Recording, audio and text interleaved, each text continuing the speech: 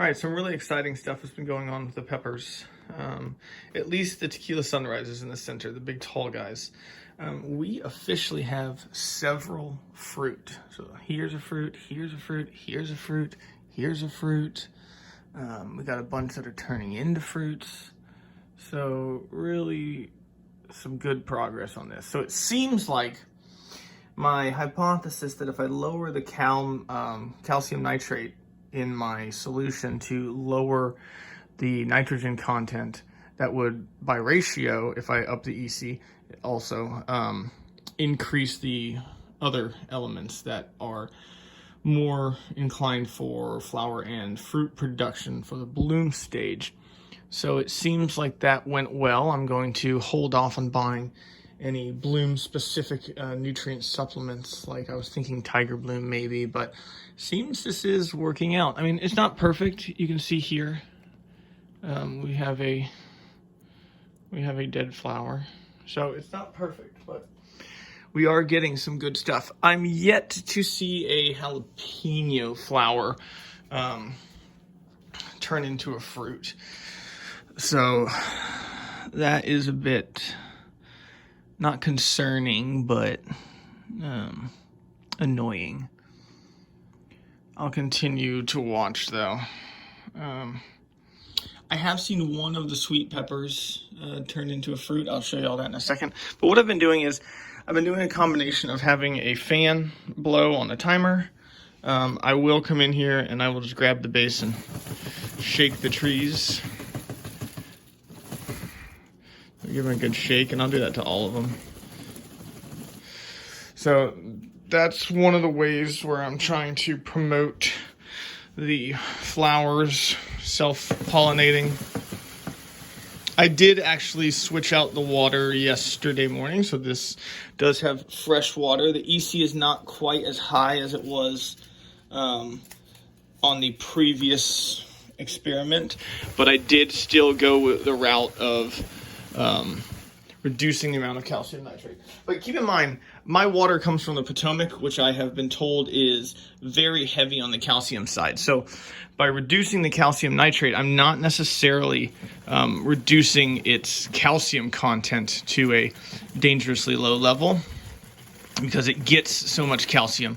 I mean, my water comes out of the tap at a 0.4, 0.5 EC. So there's a lot of stuff in that water. But so that may be specific to me. Let's see if I can't turn this plant a little bit. Yeah, you can see. Maybe there.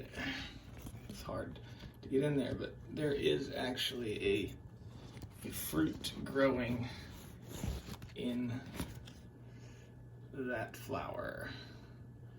And it's interesting, it's a very different fat little bulb compared to the nice elongated fruits that we see on the tequila sunrise, and then hopefully eventually on the jalapenos.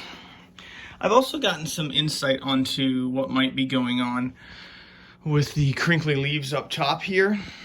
Originally I thought it might be calcium until I kind of talked to folks about the fact that my water comes from the Potomac, and so even though I am reducing my calcium nitrate and thus the calcium, I don't think that that's what's going on here.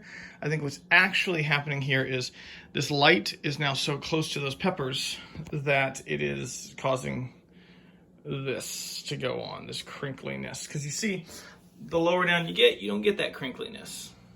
It's not happening. So I'm not too concerned about it. It doesn't seem to be hurting the plant as of right now.